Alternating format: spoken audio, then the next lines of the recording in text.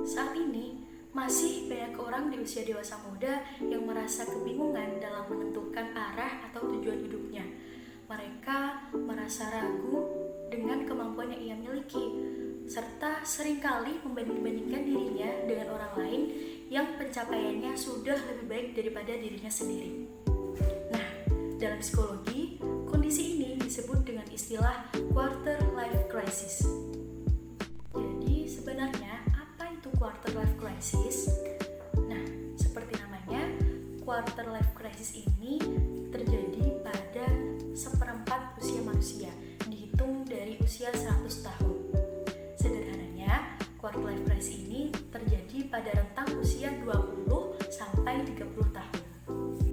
Menurut Edward and Schultz, quarter life crisis ini didefinisikan sebagai suatu krisis emosional yang umumnya dialami oleh individu di usia 20-an tahun yang meliputi perasaan ragu terhadap kemampuan dirinya, perasaan terisolasi, tidak berdaya, dan takut akan kegagalan.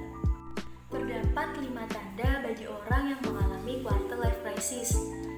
Yang pertama, ia merasa tidak cukup baik dan merasa bahwa orang lain akan selalu lebih baik daripada dirinya sendiri. Yang kedua, ia sering membanding-bandingkan dirinya dengan teman seusianya. Contohnya, teman-temanku udah pada wisuda, tapi aku penelitian aja belum, atau contoh yang lain. Kemudian, yang ketiga, ia sering bertanya-tanya dan merasa ragu terhadap keputusan yang telah ia ambil. Misalnya, bener gak ya aku masuk ke jurusan ini? Atau bener gak ya aku kerja di sini? Dan lain sebagainya. Kemudian yang keempat, ia merasa cemas yang berlebihan terhadap masa depannya. Dan ia merasa terjebak dengan keadaan yang sulit atau keadaan yang tidak dapat dirubah. Dan yang terakhir, ia merasa bingung dengan tujuan hidupnya dan sering merasakan depresi. Nah, teman-teman, sebenarnya quarter life crisis ini merupakan hal yang wajar jika dialami. Tapi, jangan jadikan quarter life crisis sebagai beban pikiran yang terlalu berlebihan. Kita perlu belajar untuk dapat menghadapinya secara bijak. Karena bisa jadi ini menjadi suatu kesempatan bagi kita untuk mencari tahu dan mengeksplorasi lebih lagi tentang tujuan hidup kita. Lantas, hal apa saja yang dapat dilakukan untuk menghadapi quarter life crisis? Yang pertama, jadilah diri sendiri.